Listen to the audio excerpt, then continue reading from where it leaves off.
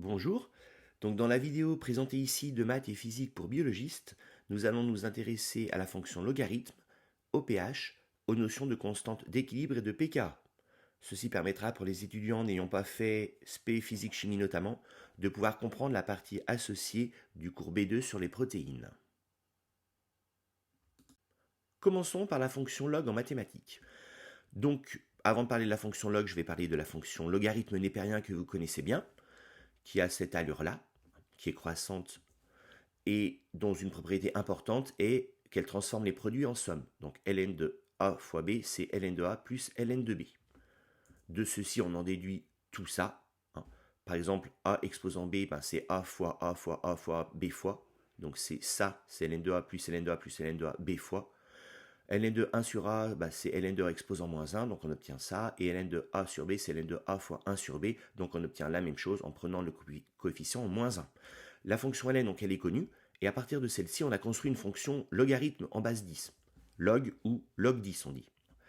On s'est arrangé pour que log de 10 exposant A, ça fasse A, et que log de 10 exposant moins A, ça fasse moins A.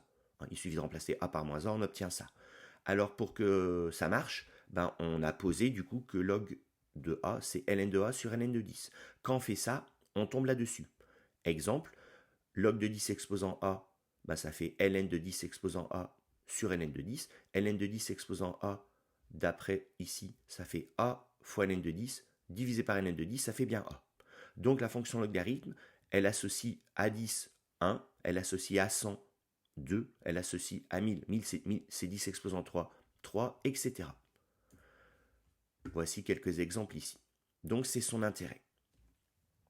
On va l'utiliser plusieurs fois, notamment pour le pH. Le pH, ça nous matérialise combien il y a de H+ dans une solution, ou dans une cellule, ou dans la terre, etc. Prenons ces exemples ici. Donc là, il y a un certain nombre de H+, 10 exposant moins 3 mol par litre. Là, il y en a un petit peu moins, 10 5, 10 7, 10 9. Alors on pourrait tout le temps raisonner sur les concentrations, mais ce n'est pas ce qui est fait concrètement. Pour s'affranchir de ces puissances ou de ces tout petits chiffres, on va faire une transformation. On va multiplier donc cette concentration, on va appliquer la fonction log là-dessus, en mettant un moins devant pour que ce soit positif. Et donc, quand une solution elle a 10-3 mol par litre, en faisant le log, on va tomber sur moins 3, en faisant un moins devant, on tombe sur 3. Donc on peut avoir des pH, ici, qui sont dans une fourchette de nombres entiers naturels classiques. Ce qu'il faut savoir, puisque c'est une fonction log qu'il y a derrière, c'est que chaque fois que le pH est modifié de 1, ça signifie que la concentration est modifiée de 10, d'après la fonction log. Par exemple, ici, en passant de pH 3 à pH 5, on modifie donc de 10 et encore de 10, donc ça fait 10 fois 10, 100. On a une concentration qui est 100 fois plus faible.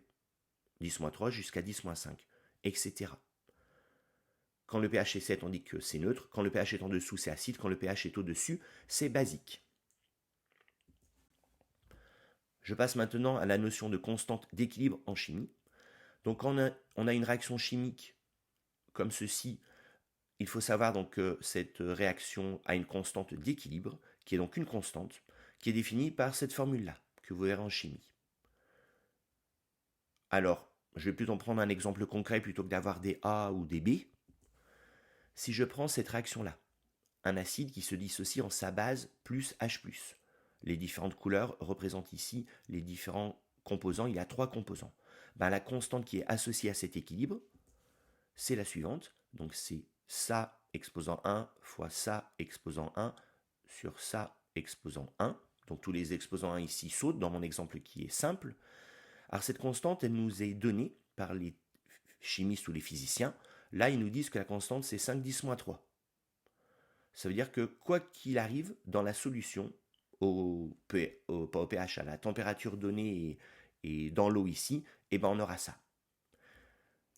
Ça signifie en d'autres termes que si par exemple le pH c'est 4, ça veut dire que H+ c'est 10-4, et que RCO- sur RCOH, ça fera 50.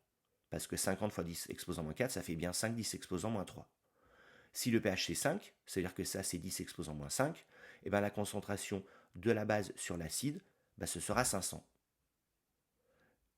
Et puis si pH égale 6, même principe, etc. Ça veut donc dire que selon le pH, les concentrations en base et en acide vont varier de telle sorte qu'à la fin, la constante, ce soit bien 5, 10, moins 3. Alors je vais ici maintenant, les constantes sont souvent des tout petits chiffres ou des très grands chiffres. Donc, par analogie avec le pH, on a mis la fonction log devant pour faire pas un pH, mais un pK. Donc pK, c'est moins log de K. Alors je vais prendre mon exemple concret comme d'habitude. Quand je prends cet exemple ici, donc j'ai K, ça fait 5, 10, moins 3. Si je fais moins log de 5, 10, moins 3 à la calculatrice, je trouve 2,3.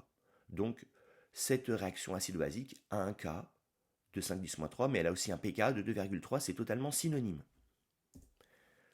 Si je prends une autre réaction, je vais trouver une autre constante d'équilibre qui nous est donnée par les chimistes. Elle est très petite, celle-ci, on la voit ici. Et donc le pK associé, c'est 9,7 dans ce cas.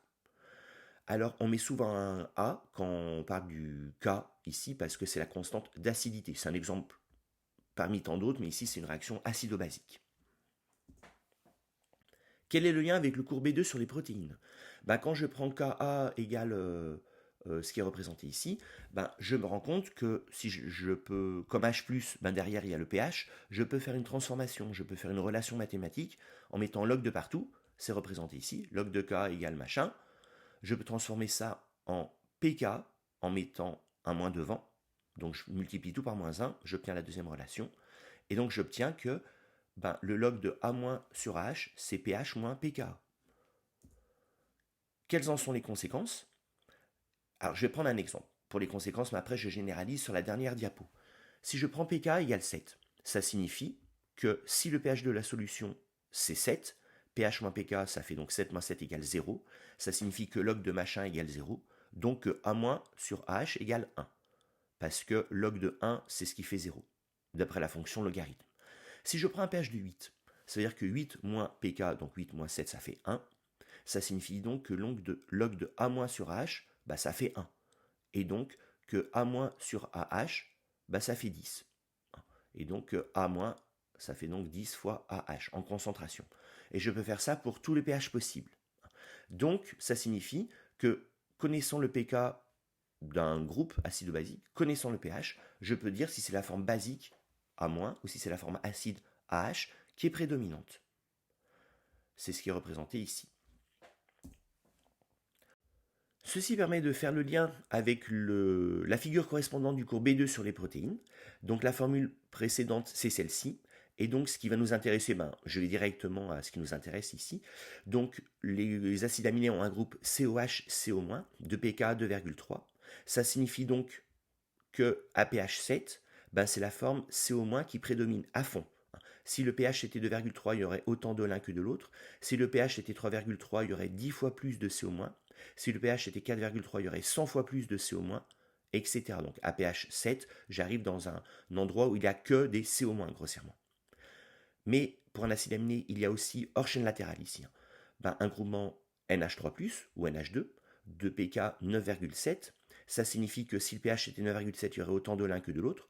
Si le pH était 8,7, il y aurait 10 fois plus de NH3+.